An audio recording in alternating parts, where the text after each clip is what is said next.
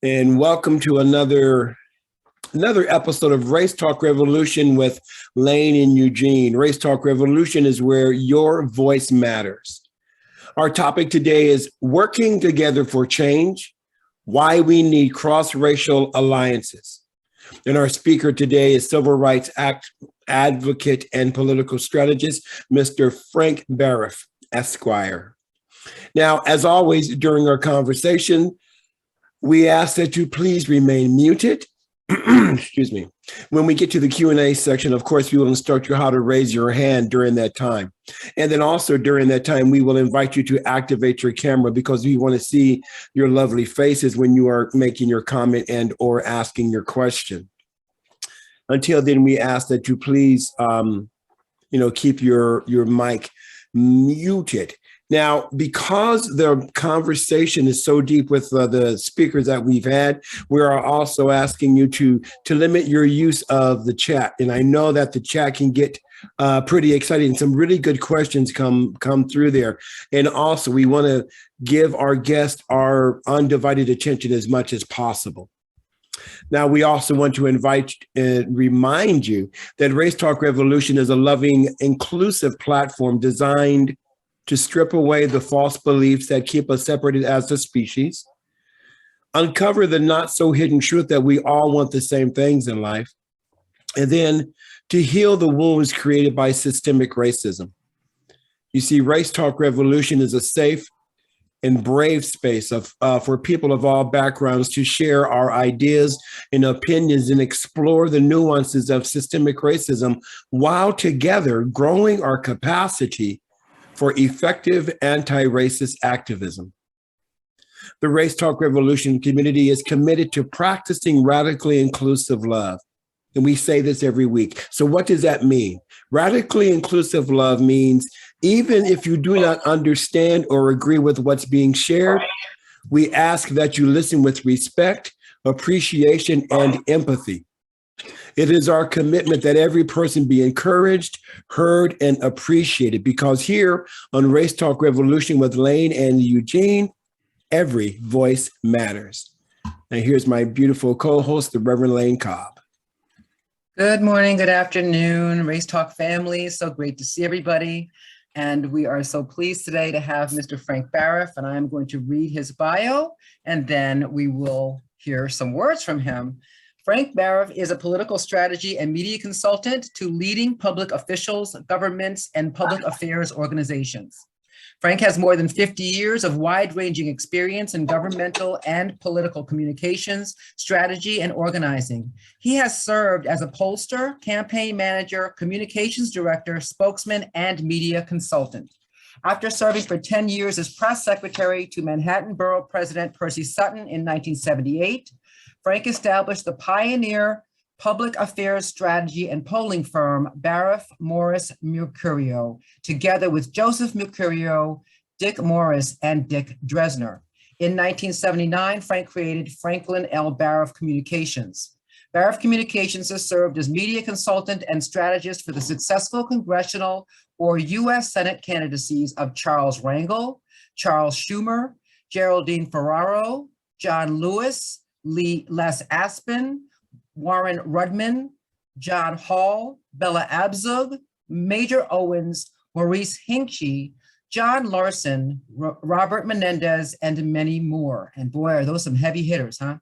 Frank was the media director for the mayoral campaign of Newark's Ras Baraka and has served as communications director for the city of Newark, New Jersey. Frank Baraff is a graduate of Columbia High School in Maplewood, New Jersey, and graduated with a BA in economics from Columbia College in New York City. Frank, I'm laughing because at the end of all of those accolades and accomplishments, you still put, I am a graduate of Columbia High School in Maplewood, New Jersey. Now that's hometown spirit. Welcome to Race Talk. And you've got to unmute yourself. Unmuted. There you go, there you go. So thanks so much for being here. We're so happy for you to be here today. You know, you reached out to us because you wanted to specifically talk about the subject of cross-racial alliances. Can you tell us why? Yeah, from let's go back to Columbia High School in Maplewood, New Jersey, because that's where my activism started. And Maplewood at the time, Maplewood's a very much interracial town right now, but at the time it was almost entirely white. And I organized a bunch of kids in the high school. We were kind of radicals, and we brought the Cuban ambassador to the United Nations to our high school, which got us suspended for a while for having him there. But from high school through college and the rest of my life, I have been devoted to helping people, and particularly helping to empower communities that in this country are not empowered.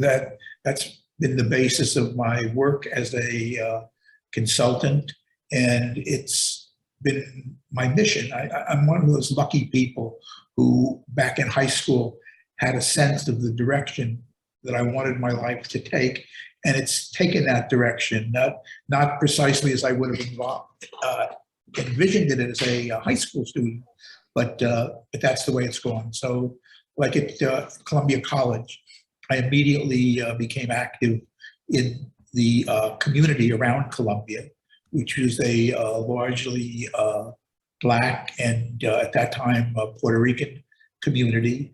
And then you had the whites in the Columbia area, but it was a more interracial area than just about any other area in New York City. You might say Greenwich Village, other parts of the West Side. And I built an organization there that was basically the civil rights movement in our neighborhood. We had a wide range of activists and a wide range of racists. We had every stripe of Marxist that you could possibly imagine as the part of the Democratic organization, going from Democratic socialists to people that still identified with the old Communist Party USA, and everybody in between. So I was able to, through that, build a really strong neighborhood political organization. And we used that to build both political power. We were empowering ourselves, and we were one of the rare interracial political organizations in New York City. And at the same time, we were involved in all kinds of civil rights activities. I was on the Selma Montgomery March in 1965 with Charlie Rangel. Neither of us had been elected to office at the time. I was an activist in West Harlem, and he was an activist in Central Harlem. And so I built an alliance with Percy Sutton, who had run for office in Harlem 9 times and lost every election, run for assembly, run for district leader. And then he was finally elected. And I built an alliance between the students and my organization in West Harlem and his group in Harlem. He had been the president of the New York NAACP at the time.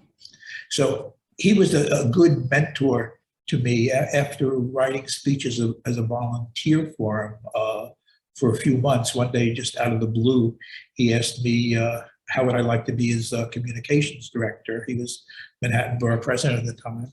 And I jumped at it. I dropped out of graduate school and spent the next 10 years working with him. And that was an experience that gave me a chance to see with my own eyes some of the conflicts that were going on between races in New York City, but also the alliances and the cooperation. So going back to those days and before that, in the civil rights movement, the whites that were involved, a lot of them were Jewish. They were labor leaders. Some of them, they were students.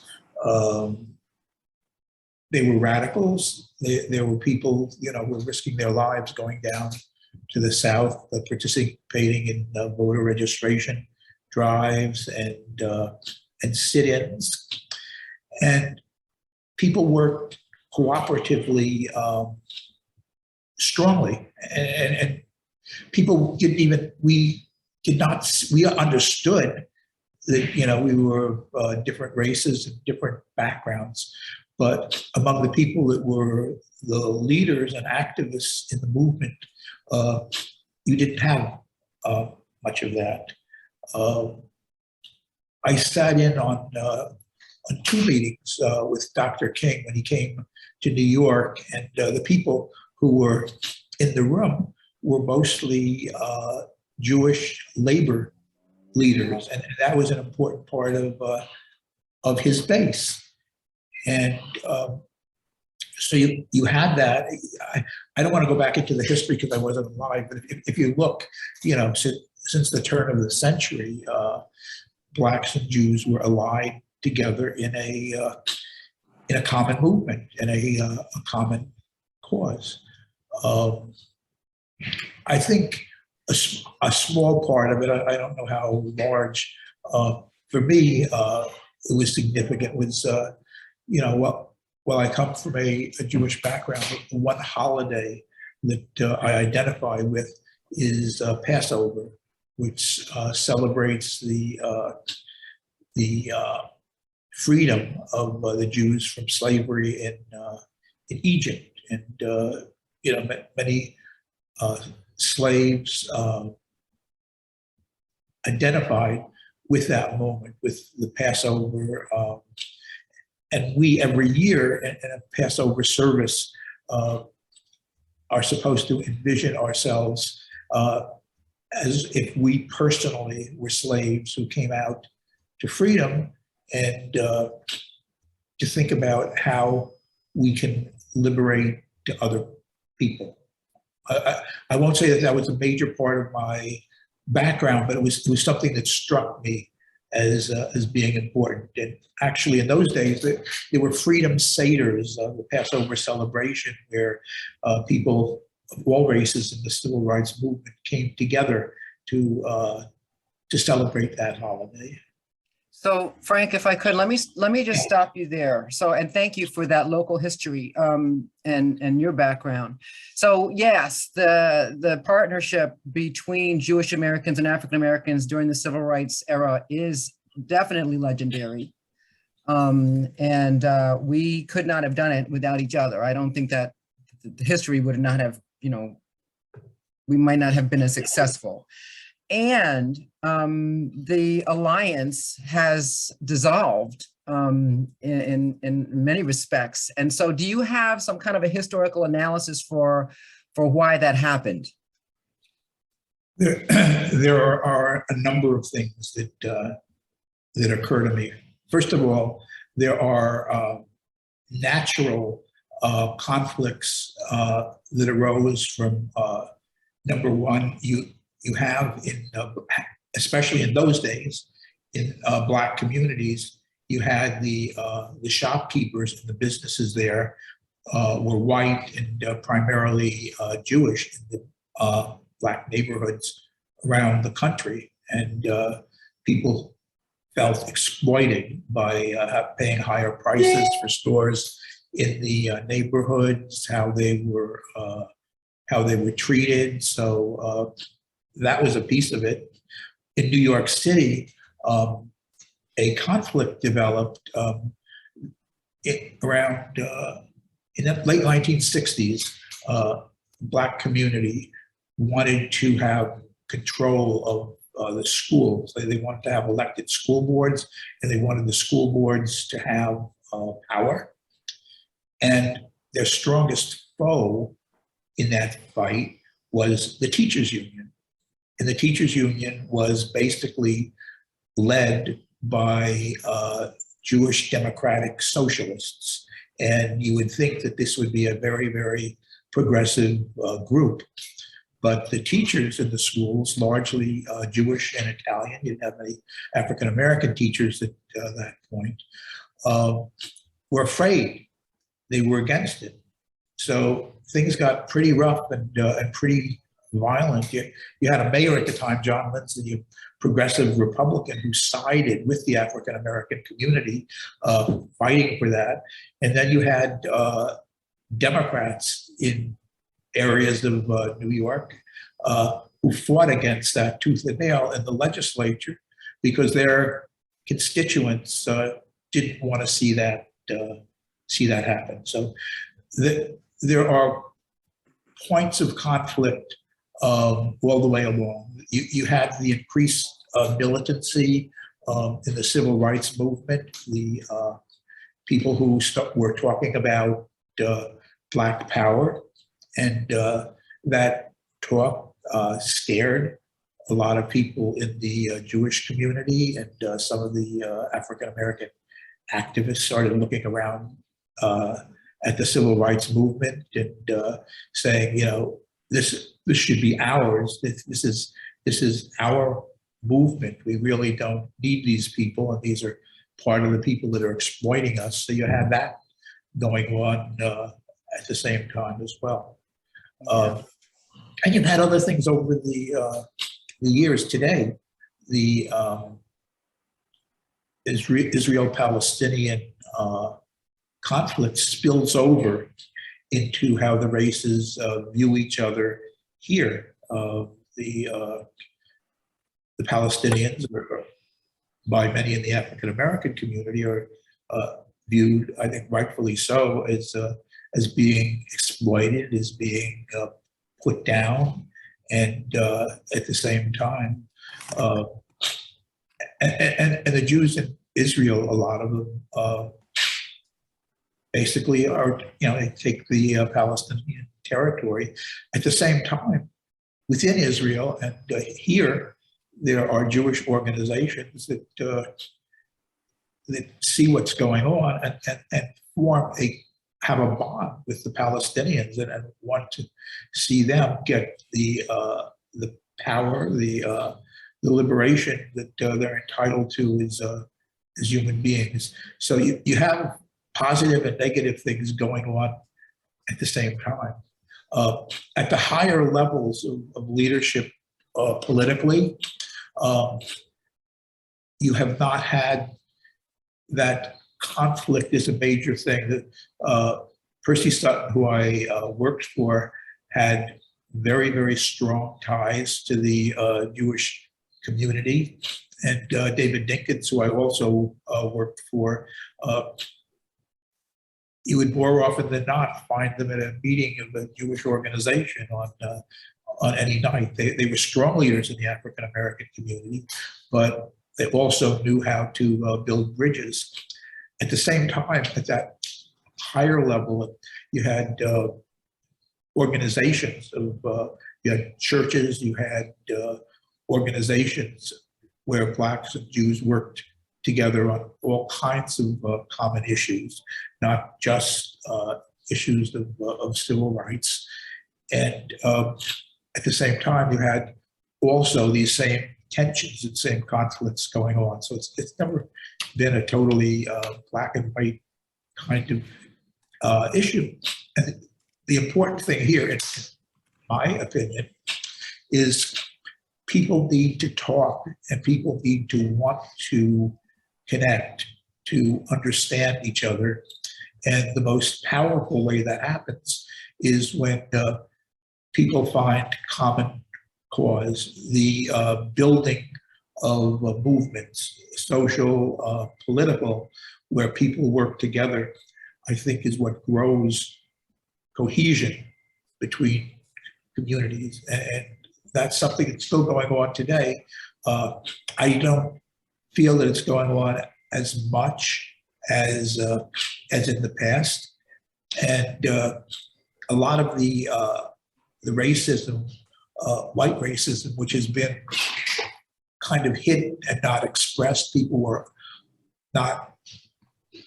knew not to say things that would be hurtful or negative. I'm talking about whites now, because it was not socially acceptable. They, their own friends and neighbors would, speak up when they heard stuff like that. Donald Trump changed a lot of that. He gave permission for people to be racist, and created artificial divisions where there may have been small divisions, but really exacerbated it horribly. And we're living with the legacy of that now. So that's something that we've got to get ourselves back from. So let me ask you a question around that, if you don't mind. If you can speak, excuse me. Yeah. So what are you seeing on the political horizon that calls for cross-racial alliance? And how do you propose that we create such alliances? First of all, there's a lot of stuff that's going on in plain sight. If you look at the Democratic Party, if you look at local political organizations, people of different races have to work together because of the nature of the political process. But friendships develop, connections develop through that strengthen cooperation between the races. So that's happening all the time, and it's something that if you're involved in politics, you rarely think about, and yet you're continually, if you're a white legislator, you're continually talking with African American and Latino legislators, and you're working on common issues together. So that's one area of the country where that kind of connection is working well.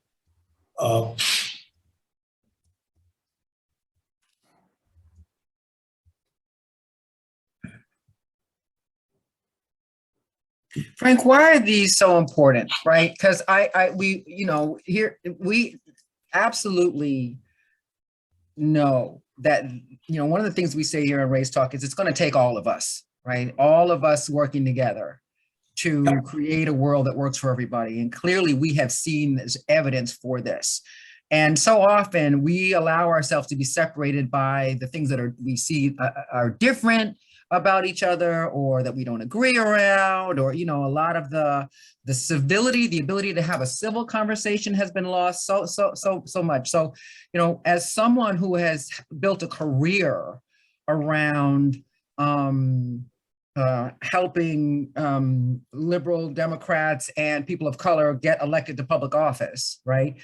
What are you recommending? What do you want people to do? What would you say, right, is the most important thing that we can do, whether we are currently involved in any political groups or not?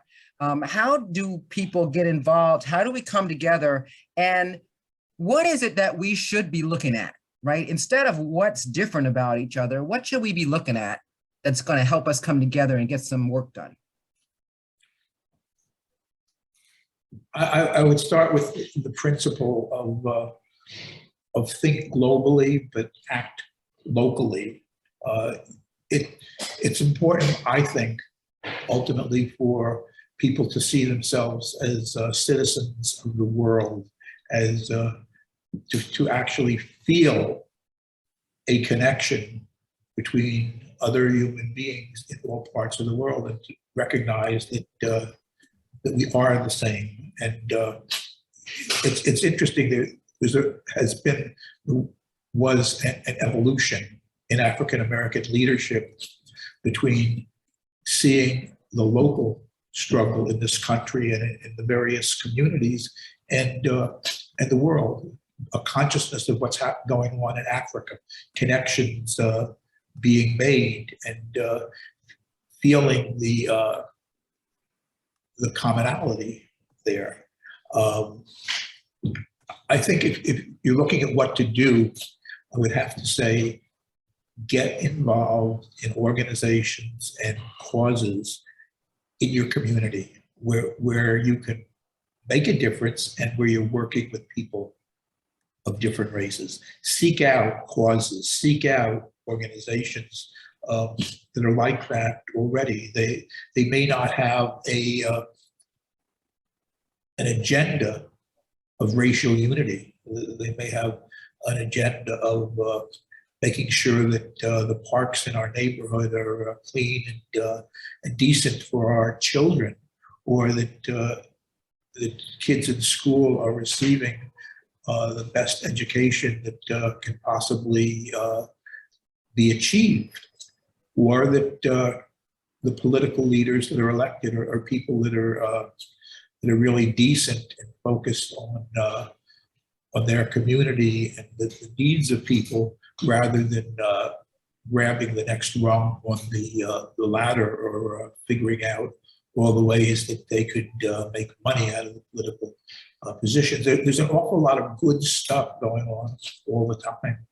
And I think the way to do it is getting involved, not necessarily in organizations that are exist to create racial unity, though that's a good thing, but it's not easy to find organizations like that in communities. In some communities there are. In the area where I grew up, in Maplewood and South Orange, as African Americans began moving into those suburbs, this was after I had moved out and was in college, people in the community, African Americans and Jews and mostly Jewish community there, got together and said, we're not going to let our community flip, so to speak. We're not going to let our community move quickly from being a white community to a black community, but our ideal is to have an integrated community, to have a balanced community. And a lot of the people who were in Maplewood, South Orange, were originally from Newark, from the Weequahic section of Newark, which was a heavily Jewish area. When they moved out, the area became totally African American. It happened over a period maybe of about 10 years.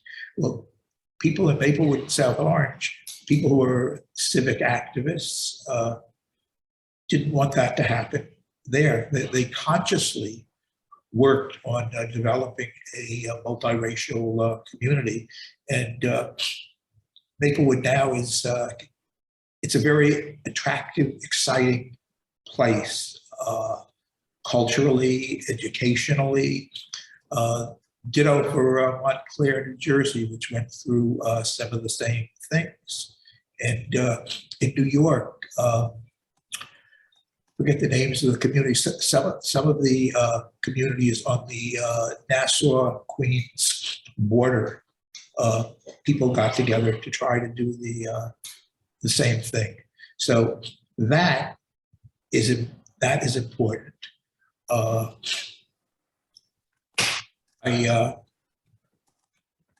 That's one area where when that situation exists, it's possible to have organizations that consciously exist to create unity among the races and to see the common causes.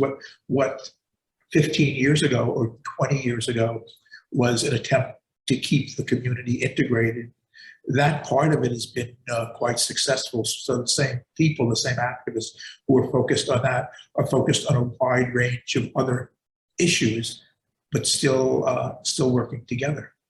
And I love that example, and I'm proud of having grown up in Maplewood, because I think that's a good model. Very often that doesn't happen. Very often African Americans move into an area and you get white flight. The white flight is exacerbated by house flippers, by people who gain financial advantage by scaring people out. The blacks are coming, the value of your house is going to go down. You better sell it now so that doesn't happen.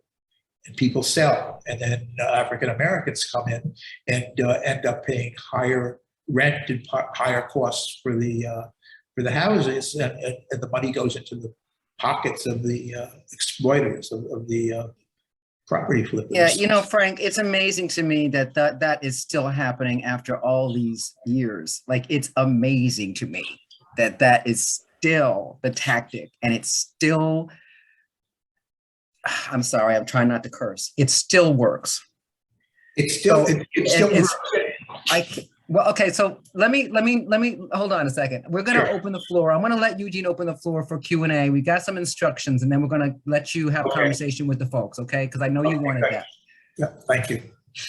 All righty, yeah, it is. Let's go ahead and open it up a little early on the Q&A. And how you raise your hand is you take your cursor down to the lower portion of your screen, highlight the icons there, go to reactions, click on reactions, and you'll see a bar that says raise hand. If you don't have that option there, then take your cursor over to the left side of the icons and hit the up arrow on participants, and then find your name, and then click on the little three dots, the ellipsis, and find the option to raise your hand there.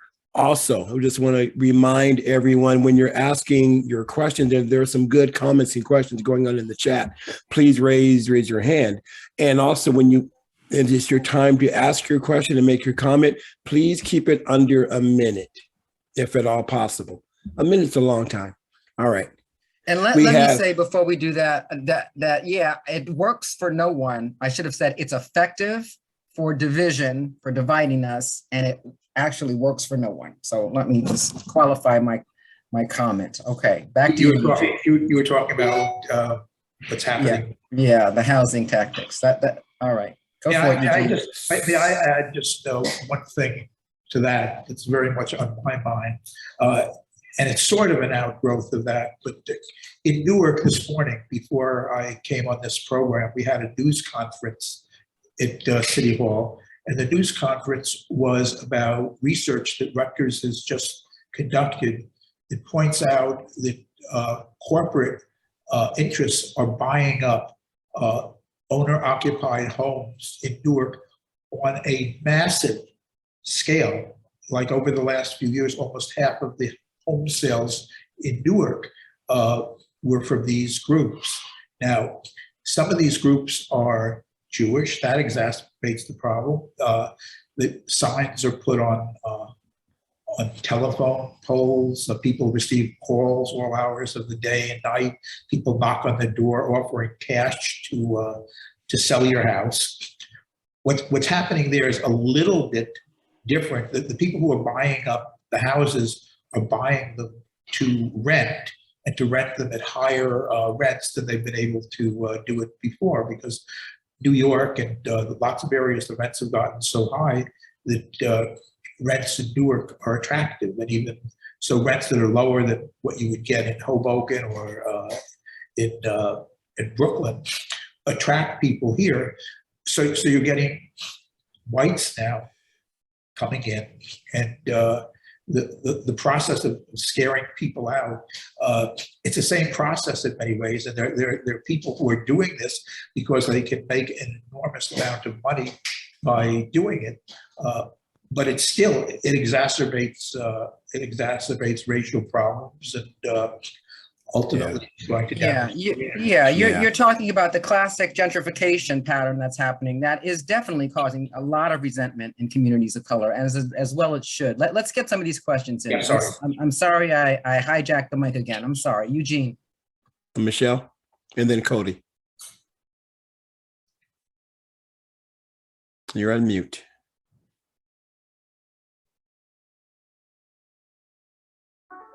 All right, Michelle. Michelle, I'm going to come back to you. We'll come back to you, Cody.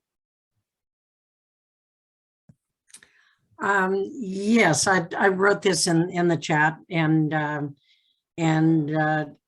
I'll just read what I wrote. I'm wondering if the disparity in economic power has grown so much that the underdog status, which used to unite the Black and Jewish communities, has largely disappeared.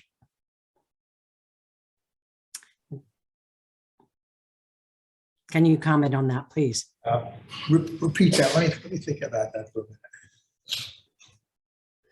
But go ahead and repeat that again, Cody. Well, it seems to me that when there was a stronger alliance between the Black and Jewish communities, there was not such disparity between the economic power of the Jewish community and the economic power of the Black community. And as that has grown, the difference in that, there's less reason, perhaps, to connect. You've already mentioned Israel, and I think the Palestinian Jewish Israeli, that is an aspect of it too, in my opinion, and the Black community identifying with the Palestinians. But I think the economic thing is huge, and I'm just wondering what your take on that is, because I'm not Jewish. I'm an outsider. I'm a goy. Interesting. So I'm just asking, what do you think? I think that's definitely part of it. I think that a lot of the conflict comes from contact that people actually have with other people. In other words, if you're in a neighborhood and all the stores are owned by Jews and you're African American,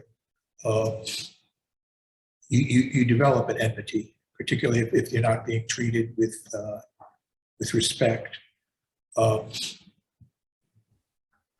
The Jewish community, I think, as a whole, certainly has grown wealthier. And if you look at the disparities, they've grown, as have the disparities between most white groups in this country and African Americans. But what you also have had driving this is the enormous inequity of incomes and wealth in this country, which since Reagan has skyrocketed. We're living in a different world in many ways. And I don't think people have caught on to it yet. But we look at Russia and we look at these oligarchs that are running Russia. Well, we're being run by oligarchs too, and people who are not elected. Money translates into political power more and more.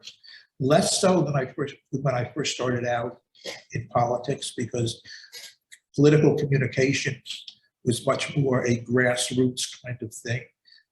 Neighbors spoke to neighbors. People came around and knocked on your door. Now, so much of it has gone on to media and radio and television and internet advertising is enormously expensive. So the people who have large amounts of money control the media. They can buy the ads for candidates, and that shapes perceptions. But yeah, I definitely think that the inequality it definitely enters into it. Yeah, and I want to put forth too that just for me to speak that, I have wonderful Jewish friends. I have wonderful Black friends.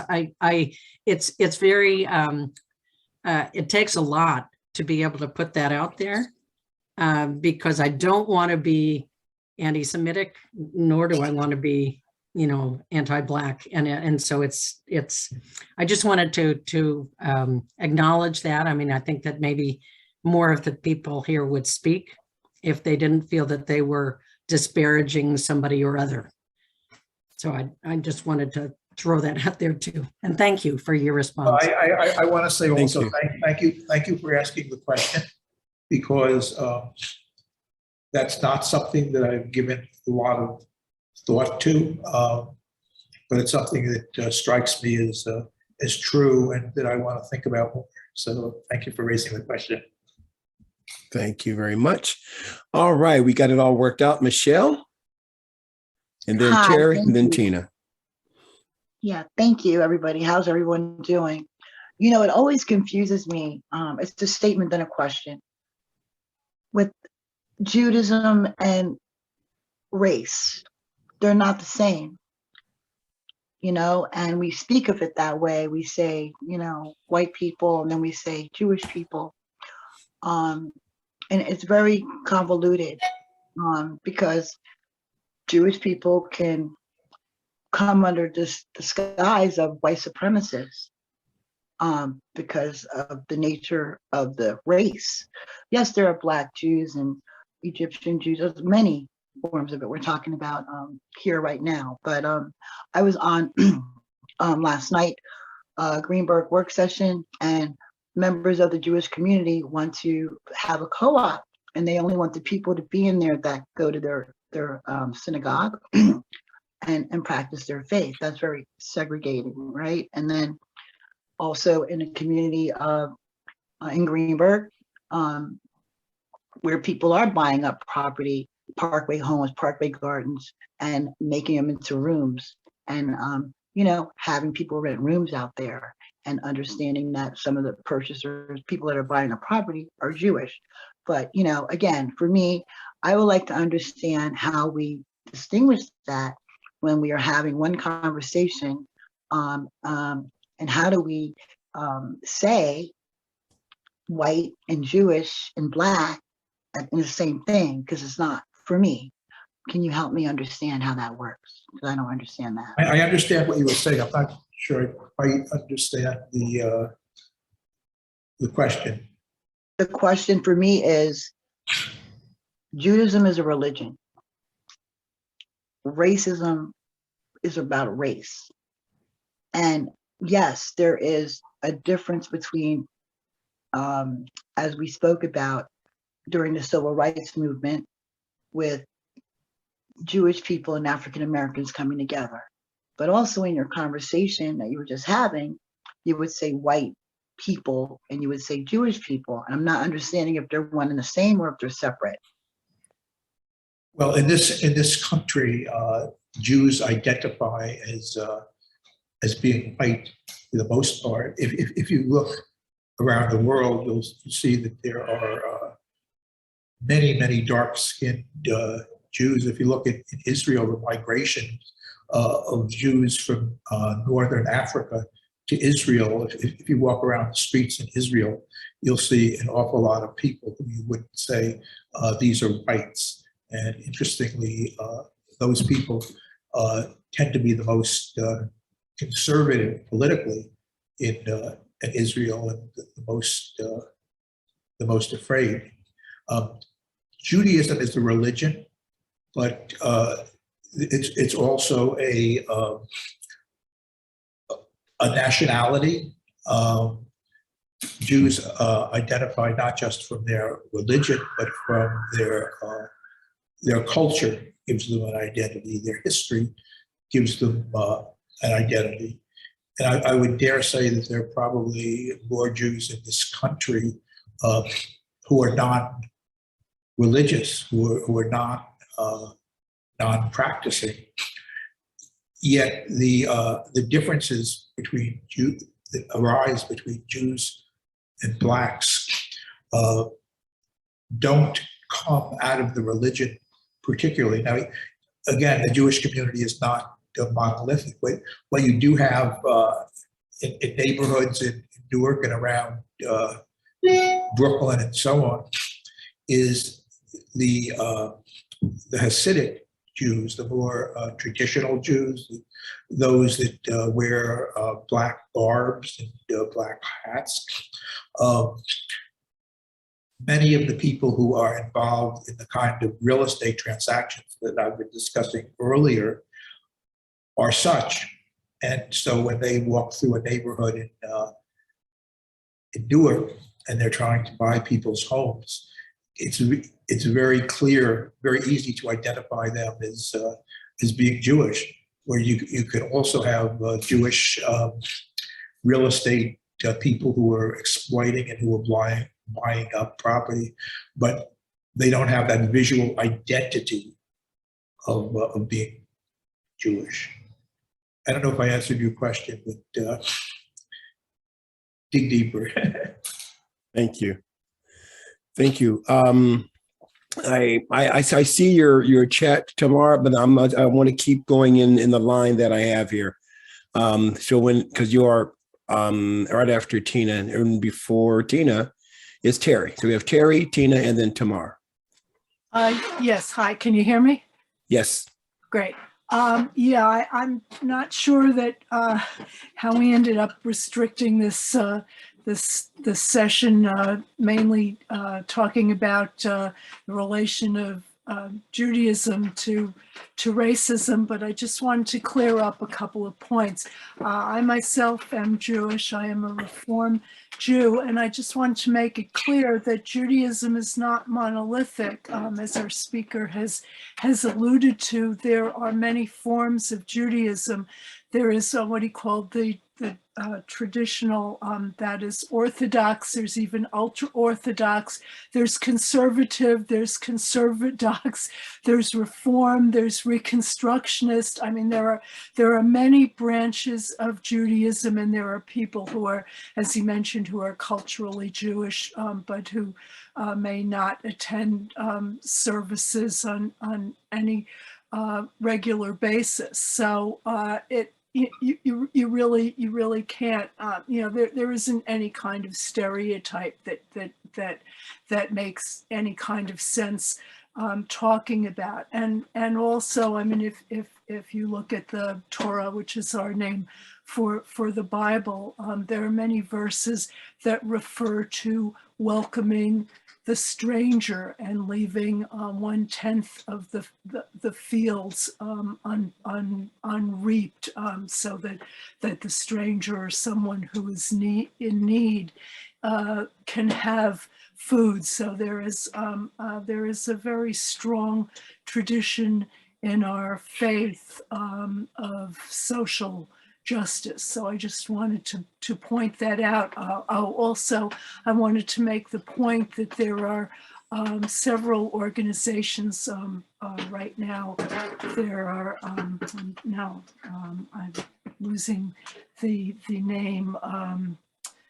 Well, maybe it'll come to me. I can put it in the chat. But there are Jewish organizations that are quite unhappy with Israel's policy toward Palestine and are working against those and are working for justice for Palestinians and against the Jewish settlements or Israeli settlements in Palestine. Thank you.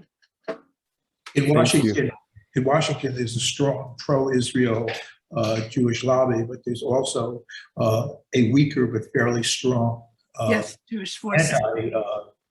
Anti-Israel. I wouldn't say anti-Israel, but who want to see peace with the Palestinians and who are continually speaking out to try to make that happen and to influence Congress.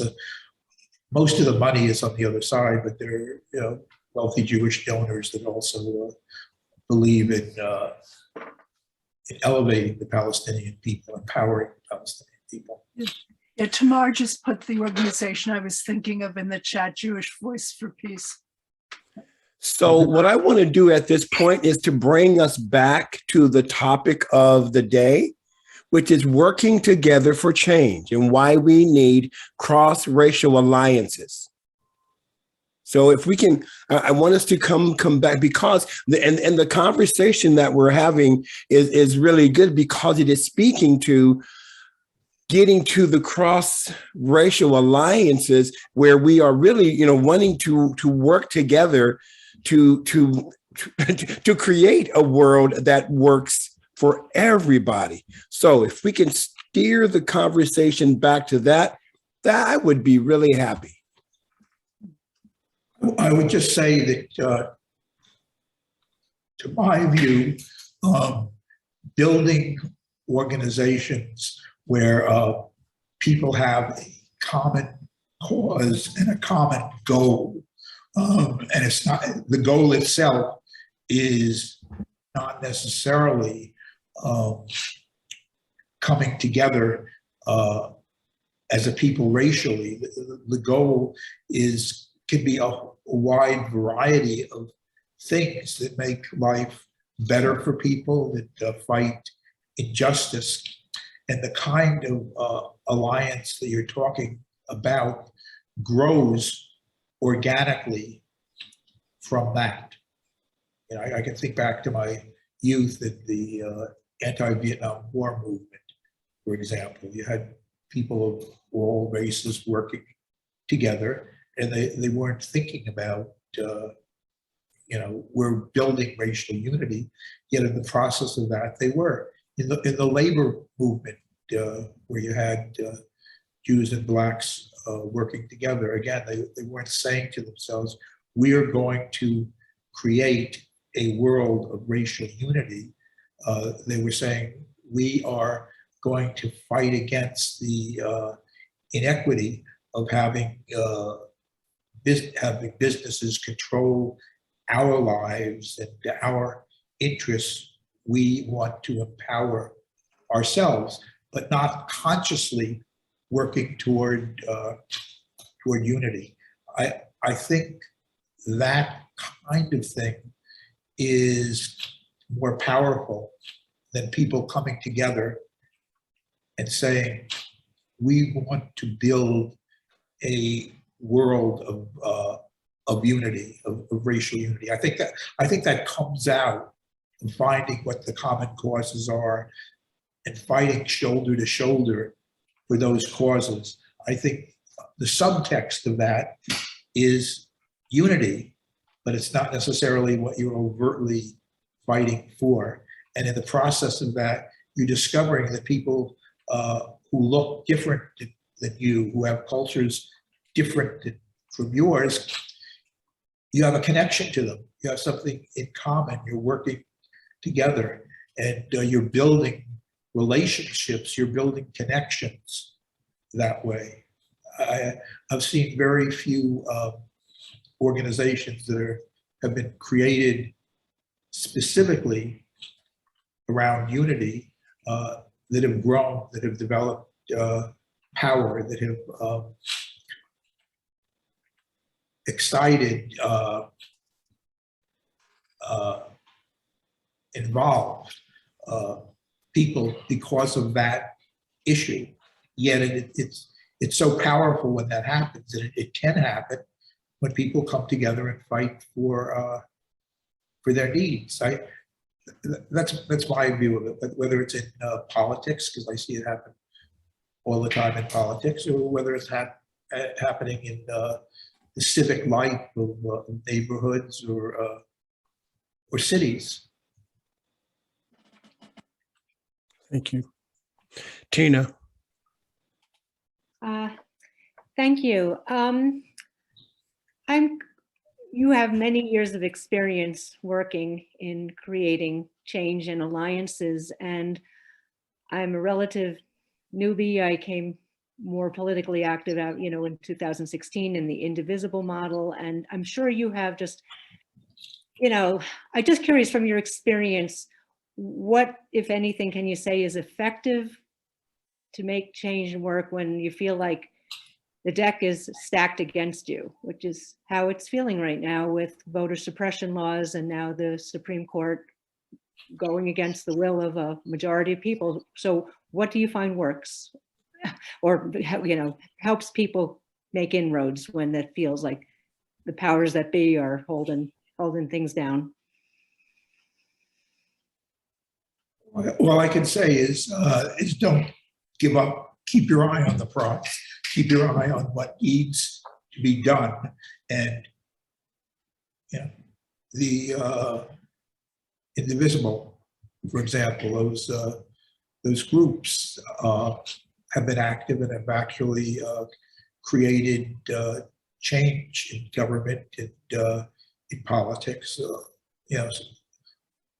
More than what's visible on the surface. The people who get involved in kinds of groups such as that, like 4 years ago, 5 years ago, 6 years ago, you'll find that many of them are active now in the mainstream Democratic Party, in their neighborhoods, in their towns, their cities, and the same values that they brought into that movement at the time, and that emerged basically as an anti-Trump movement, as an anti-Trump reaction.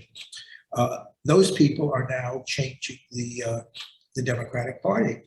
I could talk from my own history in New York City politics. The civil rights movement, the people in the civil rights movement who became active in politics and the political organizations, the people in the anti-Vietnam War movement, many of them are the people who now are the leaders of the Democratic Party in parts of New York City. Some of us are oldsters, but we've started organizations, we've created organizations 40 and 50 years ago that still exist. They're the vanguard of progressive politics still in New York. So organizing movements, to me, building political movements is building power, and it's building change. And sometimes it can happen relatively quickly. Sometimes it takes a long time. When I was a kid, I thought by singing certain folk songs, by listening to certain groups who sung about revolution and change, I could see the change happening. My expectations as a younger person were that this country was on the cusp of major change, that the civil rights movement and the anti-war movement and labor were going to turn this country around. What I see now at the age of almost 80 is that change doesn't always happen that quickly. And part of our task is to pass along to younger people our activism, what we've learned. I had a very moving conversation. John Lewis was one of my favorite clients, and when I learned that he was suffering from pancreatic cancer, which is almost certainly a fatal disease, I called him to talk about, how do you feel now? How do you sum up your life, and what do you see? And he basically said what otherwise people have said to me, and that is that we are a continuum, because we're human, we live, we work for something, and then we die. And he was very excited by the young people who were involved in the Black Lives Movement, who were involved in other social movements, people of all races. He saw that they would be carrying on the fight, that he had done his bit and done what he could do, and now he saw that the end was coming. But he didn't despair. As terrible as things are in the age of Trump, he saw the hope, and he saw it in the young activists. And I was very moved by that. And there are other people that I've worked with in politics who have had the same kind of sense. Percy Sutton, who I worked for, he ran for mayor in Mr. Baraff, I want to just jump in here, because we have some more people who have questions on this. All right. Sorry. Thanks. Tamar? Okay. I have a lot of disparate things to say, and I'm going to try to focus on working together. But before that, I want to go back to what Michelle said. And people didn't, I feel like people didn't listen to her when she said that these people in a particular synagogue, they wanted to exclude other people. And she also asked a question about referring to Jews as whites. You know, I'm sitting here with my 94-year-old father, Emil Shatner, who had to leave Europe because he was Jewish. And basically what I'm saying is that this whole issue, this whole thing, American thing of saying Judaism is a culture, it's a religion. In every other country in the world, except maybe Israel, Judaism is a religion. So I'm just supporting what Michelle said, and I'm really appalled at the people from that particular synagogue who were being so exclusive. So about working together, something that I wrote in the chat earlier is that I live in Montclair, and there was a spontaneous demonstration organized yesterday in support of reproductive rights. It took place in front of the Planned Parenthood, and it was extremely diverse. And this goes back to Frank's point about things occurring naturally. So when things do occur naturally, then that's great. And we need to push for that more. And also, in combination with that, have groups such as I'm involved in an anti-racism workshop in Montclair again, that we have discussion topics, and we all agree to get uncomfortable and share our various perspectives so that we can do the activism, but also open up our minds fully to each other. So that's really important to me, is doing the activism. And I'm going to give one more example of activism.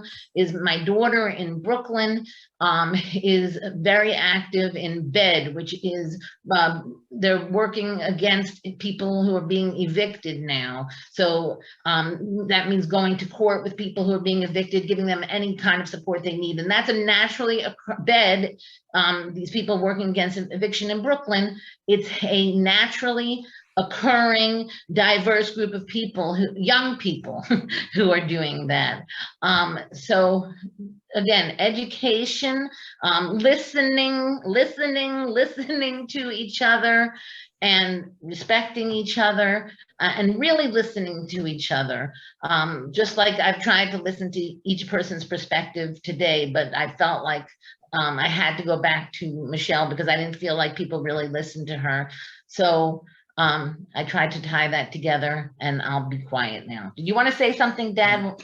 Okay. Thank you very much. I just for a minute address what Michelle said, because the reaction to what was happening to people coming forward and trying to create a closed, tight-knit community that left other people out.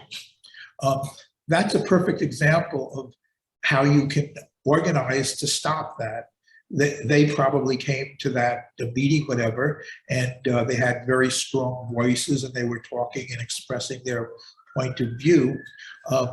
People in the community should have organized, and the next time that there was a meeting, spoken out against that, create a counter force. And that's a way that you can win battles in communities. In Westchester, where I live, there's a very, very vocal group that comes to school board meetings, complaining about critical race theory and the books in the library that are perverting the children and so on. Well, other people in the community organized against them. The meeting after they came there, the school board meeting was packed with residents who oppose that, who were standing up to that, who was calling out what they were doing as racist. And it became apparent that that other group did not represent the community, that if people had remained silent, did not organize against it, people could have assumed that they represented the point of view of the community. So it's always a fight. When you see injustice, when you see racism, you don't ignore it. You organize against it. When I talk about building movements, that's part of what happens, whether it happens in a small town around one particular incident or whether it is about a major injustice in the society. Building movements, getting people to work together in a common cause, to me, is the most important thing. And I would have to say, in terms of my whole life in politics, the most powerful forces for change have been the various movements that have grown up over the years, whether it was the civil rights movement, the anti-war movement, the civil rights movement, the movement to empower Black women, etc. Well, the labor movement, all of those are the engines for change more than anything else.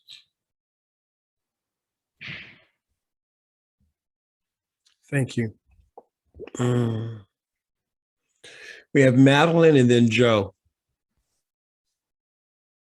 I'm so grateful for this conversation. I'm in upstate New York in Rochester, and we have a grassroots group that's grown out of Free the People Rock, which was a spontaneous outrage protest response to the death of Daniel Prude in our city. I don't know how many people are aware of that, but it occurred 2 months before George Floyd's death, and there are similar circumstances. His death was determined to be caused by suffocation by police activity in his wrongful death. Anyway, Elders and Allies is a group that's grown up as a grassroots organization to support Free the People Rock. I think there are a couple of others of us on this call.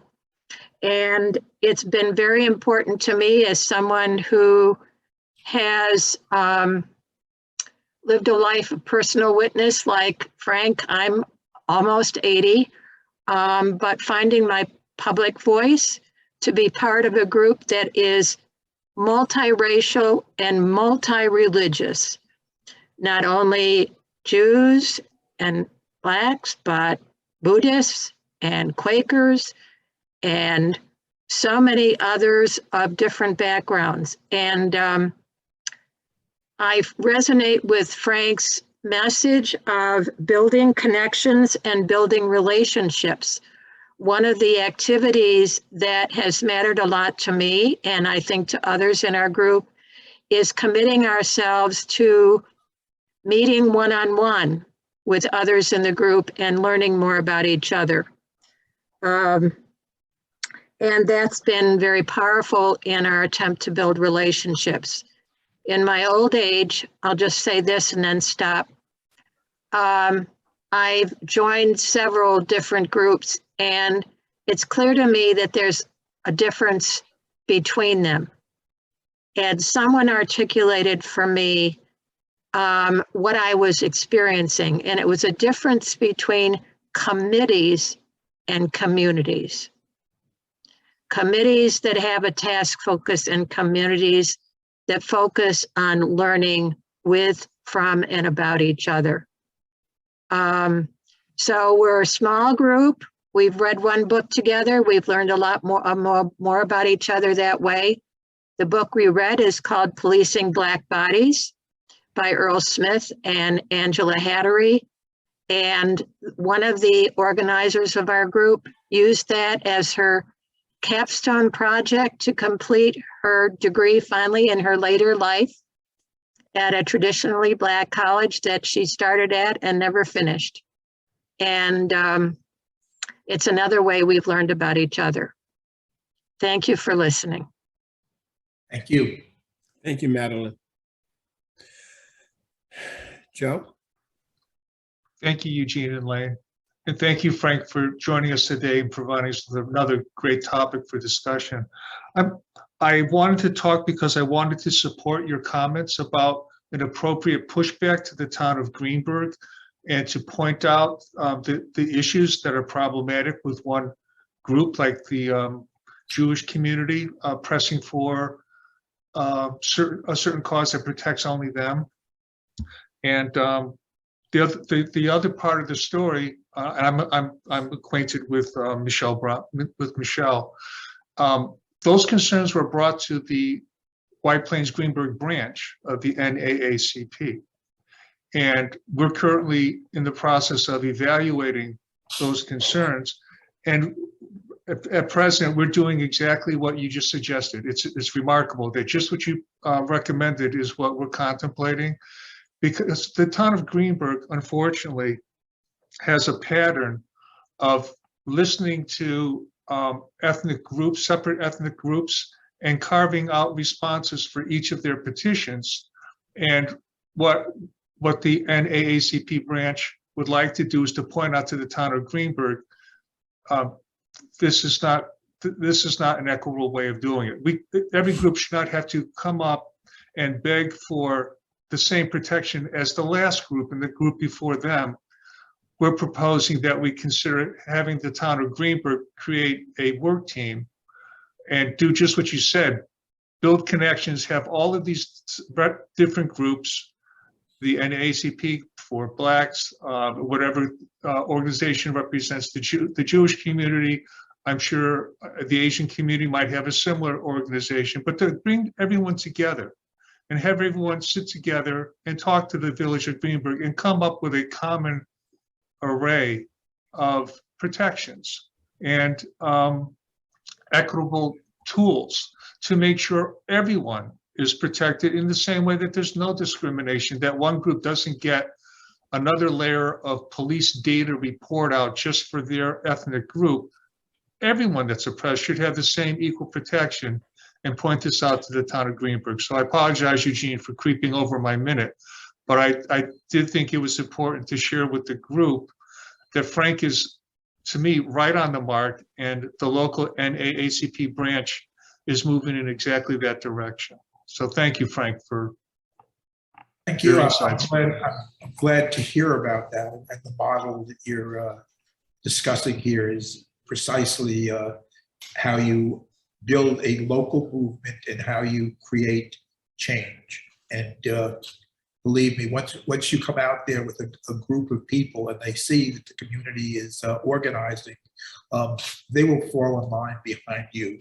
Because I know the politicians in Greenburgh, I know politicians all over the place, and when they see that people are organized and they have a voice and a common purpose, they're not going to stand up and fight you in most cases. They're going to say, yeah, come on in and we'll do this. Let's figure out how we can work together.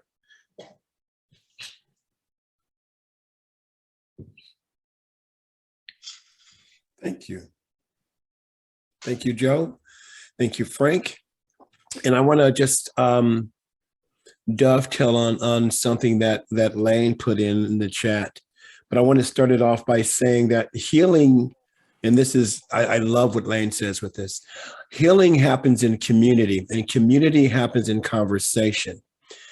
And the most important part to me in conversation is the ability to listen, and to listen from a place of heart.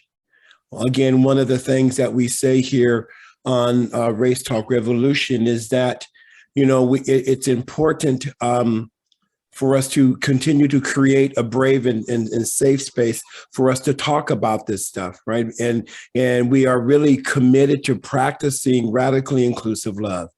And again, that means, when things are said that maybe do not resonate with me, but I am committed to listening, with an open heart, because with my heart open, then I can better hear what's really being said. And even more importantly than that, can hear what's not being said. Right. This is what I love about this Race Talk Revolution community, is that we are committed to doing that so that we can work together in all of these different aspects of life, working together to heal as a global community.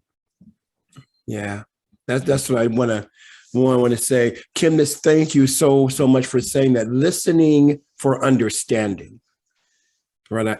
So thank you for saying that. So about almost 20 after. Are there any more? We have maybe time for one or two more. One more question or comment, and then we're going to go ahead and start to close this down.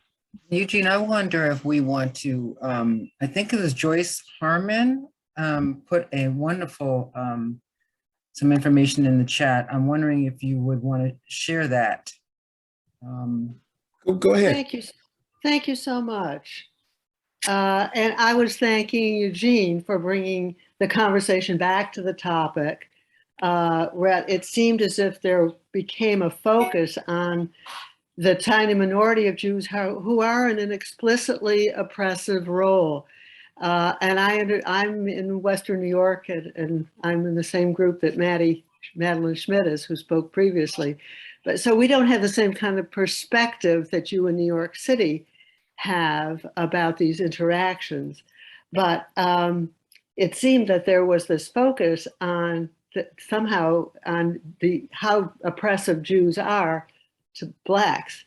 And for sure, Jews have been put in that role, are in that role, have often been put in that role because of other ways that they're not included in the society. And when focusing on that, we let the ones who are truly in power off the hook. And so over the millennia, that has always been a mechanism for when the people who have been oppressed recognize their oppression and they're ready to rise up against the rulers, whoever's in charge. The rulers say, "Oh, it's not us, it's the Jews." And so I hear that is happening actually again. It happens over and over again. And I did want to point out, if those of you are not familiar with this very incredibly incisive man, Eric Ward, who's a Black man who's involved with, he's a senior consultant with Southern Poverty Law Center, and he formed his own organization. I think it's called Western Movement, but he really has pointed out how anti-Semitism is used as a wedge issue, and that we won't eliminate racism so long as anti-Semitism is not addressed. It's more complicated than I can go into at this time, but thank you so much for the opportunity to express that. Thank you, Joyce.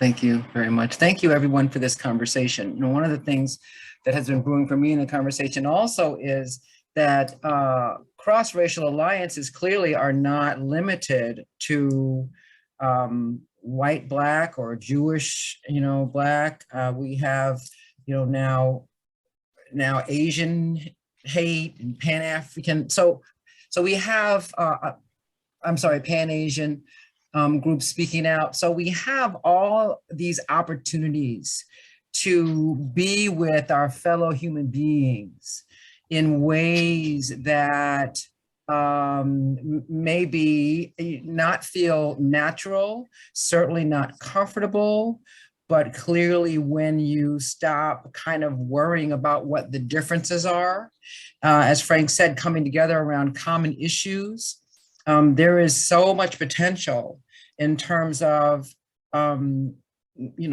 what Joe was talking about in unity, the way that we hold each other spiritually, as all divine and well-intentioned, and to come together to speak to the common needs, really. So, when we're talking about cross-racial relationships, I know that a lot of times we can get very limited about what that looks like.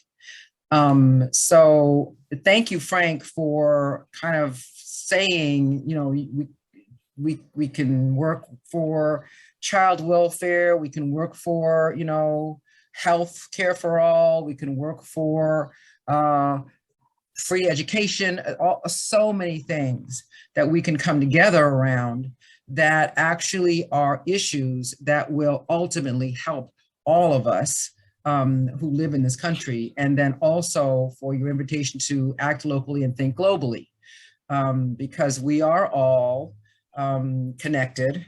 And it absolutely, as the United States goes, the rest of the world goes. So we need to kind of be looking at who we be right now in terms of our willingness to reach out to each other and connect, regardless of whether we feel comfortable or not.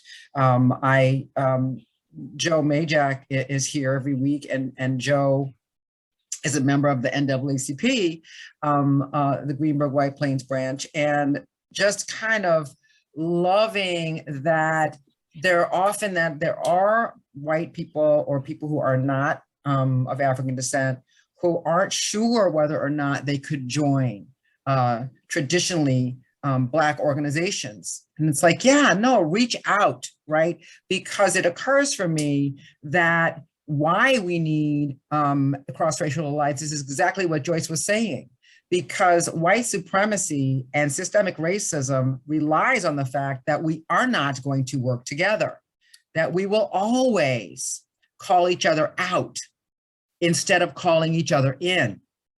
And only by creating those alliances will we ever create enough power to actually change, make lasting change that can stand the test of time. And we need all the wisdom of all of the different racial groups, ethnic groups, cultural groups, who all have something different to offer to the conversation. So I just wanted to say thank you, everybody, for bringing your vulnerability to this conversation, because clearly it's been there, right? And Seja says, yes, the wisdom such as First Peoples, yes, First Nations, absolutely, yeah. So Frank, give you 1 minute to kind of close out, if you would. I know you love to talk. We've loved hearing you. What are your last words, sir? My last words are that what you have just expressed, your thinking, your ideas are so true, and I'm not going to say anything else. I'm going to leave it with you, because I think what you said is beautiful, and I think what you said is important, and I think what you said needs to be absorbed by people, and I think you summed up this discussion very, very well. And this is more than a discussion. It's about life, and it's about change. It's about how we make the world, make life better for all of us. So I thank you. My pleasure. Our absolute pleasure. Myrna, are you saying something? I'm sorry. Oh, that's okay, Myrna. I think she just took somebody at her door. Come in. Okay, all right. So thank you, everybody. We are going to close out, but not before we let you know what is happening next week. Next week is going to be our last of this 8-week series of Race Talk Revolution with Lane and Eugene. And we are going to invite you to a powerful conversation next Wednesday with a discussion about the award-winning film, Look Away, Look Away. Let me, if I get on my right notes, I'll be more coherent. Look Away is a documentary about how race, heritage, and the unsettled history of the Civil War shaped the battle over Mississippi's state flag, following countrywide protests against Confederate symbols and icons after the shooting of 9 African Americans at Mother Emanuel Church by self-proclaimed American white supremacist Dylan Roof in 2015. Our speakers are going to be the producer and director, Patrick O'Connell, and outreach, engagement, and design team, Leslie Eads and Matt Wagner, who are going to speak with us about their experience making the film and their exploration into the power of perspective, curiosity, and resilience. They're going to lead us in a conversation about the need for each of us to face our own deeply embedded beliefs and perspectives around specific truths in order to come to a place where we can truly hear and see each other. And it's just an extension of what we have been talking about now and what we talk about every week here. So we're really hoping that all of you will find the time to come.